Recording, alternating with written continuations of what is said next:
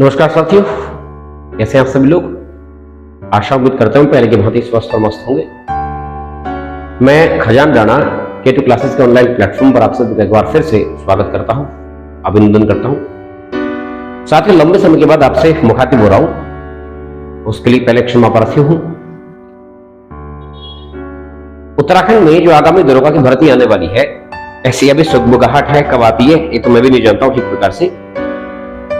उस भर्ती के लिए हिंदी विषय का जो सिलेबस है उसके लिए आपको निश्चिंत रूप से बैठने की आवश्यकता है। मैं YouTube पर लेकर के आ रहा हूं और आज से मैंने इसको आरंभ कर दिया है। मैं प्रयास करूंगा प्रतिदिन 5 बजे तक आपके पास एक वीडियो हिंदी विषय का पहुंच जाएगा और आप इत्मीनान से घर में बैठ करके इस वीडियो को देख सकते हैं ध्यानपूर्वक। और प्रयास करूंगा कि हिंदी विषय का पूरी गहनता के साथ एक बढ़िया प्रकार से आप तक सारे के सारे जो हिंदी विषय का कंटेंट होगा वो पहुंचाने का मैं प्रयास करूंगा पूरी निष्ठा के साथ। और अगर आप ऑफलाइन बैचेज भी ज्वाइन करना चाहेंगे तो K2 क्लासेस के दरवाजे आपके लिए खुले हैं, आप आइए और 8 बजे से लेकर के दिन के 2 बजे तक किसी भी समय आप बैच ले सकते हैं। हमारे पास बैचेज उपलब्ध है। एक और सूचना मैं देना चाहूंगा आज बात को आगे बढ़ाने से पहले, LT हिंदी साहित्य के जो बैच है मेरे पास चल रहा है। यदि कोई विद्यार्थी ऑफलाइन बैच लेना चाह रहा है LT का जो हिंदी विषय से हो तो स्वागत है आपका K2 क्लासेस में। आइएगा और अपनी तैयारी को एक बेहतर मुकाम तक पहुंचाने का प्रयास कीजिएगा। दोस्तों, हिंदी विषय की अगर मैं बात करता हूं उत्तराखंड के आगामी परीक्षाओं के लिए, बात करेंगे हम सामान्य हिंदी के सामान्य से पाठ्यक्रम की। और आप चाहे तो SI की परीक्षा की बात करेंगे, चाहे तो आप उत्तराखंड ग्रुप C की बात करेंगे। आप जानते हैं कि संपूर्ण हिंदी विषय को हमने 4 बड़े प्रश्न पत्रों में बांटा होता है। हमने के आयोग ने जो सिलेबस बनाया होता है उसमें 4 प्रश्न पत्र है। बहुधा विद्यार्थी तो ऐसे हैं कि वो केवल व्याकरण को पढ़ करके चले जाते हैं, बाकी 3 प्रश्न पत्रों को छेड़ते नहीं। आपकी तैयारी अधूरी है बच्चा। इसके साथ आप चारों पेपर अगर पढ़ करके नहीं जा रहे हैं तो पूरा सिलेबस आपने कवर नहीं किया है। इसका अर्थ हो गया कि आप एक कह सकते हैं ना कि रणभूमि में कूद गए हैं और पूरी तैयारी आप करके नहीं गए हैं।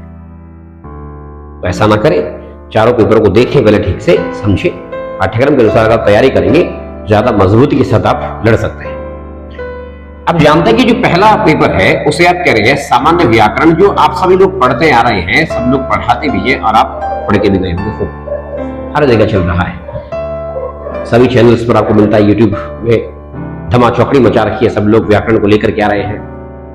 पढ़ा भी होगा, सब लोग पढ़ाते भी है, मैं ये नहीं कह रहा हूं, किसी की बुराई नहीं कर रहा हूं। दूसरा प्रश्न पत्र जो है ना भाषा विज्ञान है। प्राय देखेंगे आप बहुत कम व्यक्ति है जो इस पर ध्यान दे रहा है। मैं छात्रों की बात करूंगा तो आपका भी रुझान इसके प्रति कम है। यहां से 2-3 प्रश्न निकल करके आते हैं, लेकिन इस विषय के तरफ ध्यान आपका ज्यादा नहीं जाता है।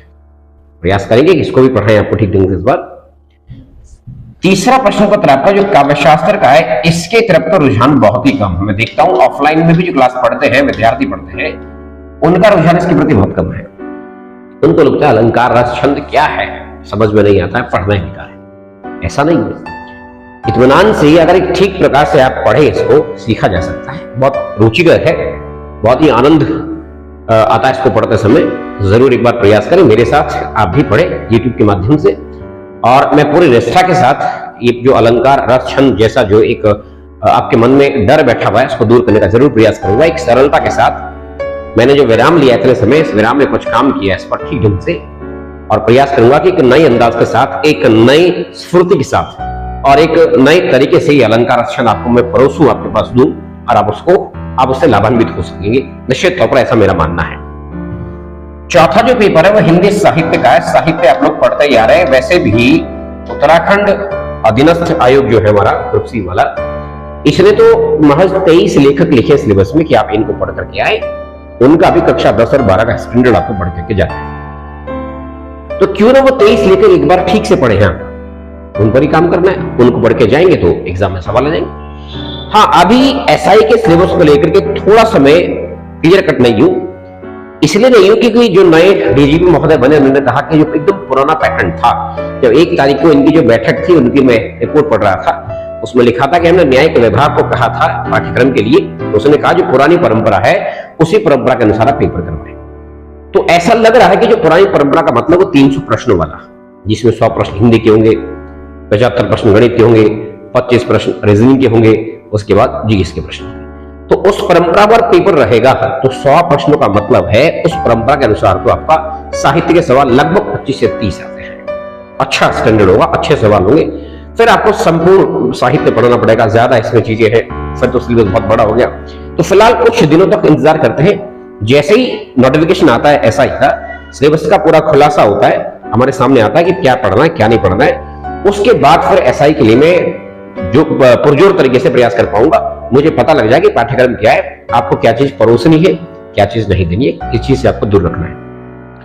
ये सारी बातें पता लगने के पश्चात हम एसआई पर बात कर पाएंगे। फिलहाल आज मैं जनरल सी बात करूंगा। ये 4 पेपर जो हिंदी के हैं ना, ये आपके पूरी तरह से किसी परीक्षा के लिए पढ़ने चाहिए। एसआई का सिलेबस जो भी हो, ये 4 तो पढ़ना ही है। ये तो ये मान के चलेंगे, ये तो किसी भी एग्जाम में आता है। आप अभी ग्राम विकास अधिकारी की परीक्षा है 31 तारीख में, उसके लिए इंपॉर्टेंट है। जिनकी परीक्षा पढ़ लिया होगा, आगे अभी आबकारी की परीक्षा होने जनवरी में, उसके लिए 4 पेपर महत्वपूर्ण है। या आगामी जो भी भर्ती आने वाली होंगी वो सबके लिए बहुत ही महत्वपूर्ण पेपर होने वाला है। या आप आगामी भी वैकेंसीज आएंगी, उत्तराखंड में ग्रुप सी की आएंगी, पुलिस के पद आने वाले हैं, पुलिस कांस्टेबल के पद आने वाले हैं, उसके लिए महत्वपूर्ण है। तो ये सब चीजें जो आपके लिए बहुत कारगर सिद्ध होने वाली। आज मैं सिर्फ आपको एक पाठ्यक्रम से रूबरू कराऊंगा कि आपको चीजें क्या क्या पढ़नी है। फटाफट आते हैं। देखिए, अगर आप व्याकरण की बात करते हैं, पहला प्रश्न पत्र, मैं एक एक का जरा जरा आपको सिलेबस बताते चलूंगा। अगर आप व्याकरण की बात करते हैं, आप समझते हैं व्याकरण पढ़ने से पहले जरूरी है व्याकरण का इतिहास जानना।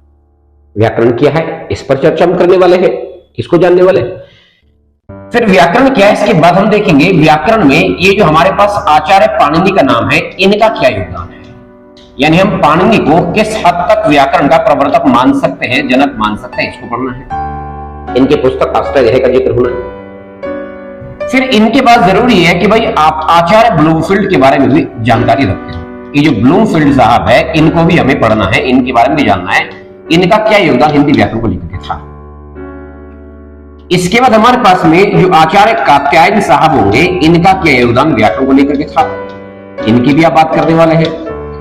इनके बाद हमें चर्चा करनी है जो हमारे आचार्य अपशील साहब है, इनका क्या योगदान व्याकरण को लेकर के था, इनकी भी थोड़ी सी हम चर्चा कर ले। फिर इसके बाद हमारे पास में जो आचार्य, मैं कहूंगा किशोरीदास वाजपेयी साहब की बात कर लेते हैं सीधा सीधा। ये जो किशोरीदास वाजपेयी साहब है, जिनका हिंदी व्याकरण में खासा बड़ा नाम माना जा सकता है। अगर मैं इनको हिंदी का पाणिनि कहूं तो कोई अतिशयोक्ति नहीं होगी, हिंदी व्याकरण का जनक कहा जाएगा तो कोई दिक्कत नहीं। इसी क्रम से डॉक्टर कामता प्रसाद गुरु का नाम भी आएगा। ये सब ऐसे व्याकरण विद्वान हैं जिनका व्याकरण में एक बड़ा महत्वपूर्ण योगदान है। इन सब के बारे में जानकारी प्राप्त करने से आप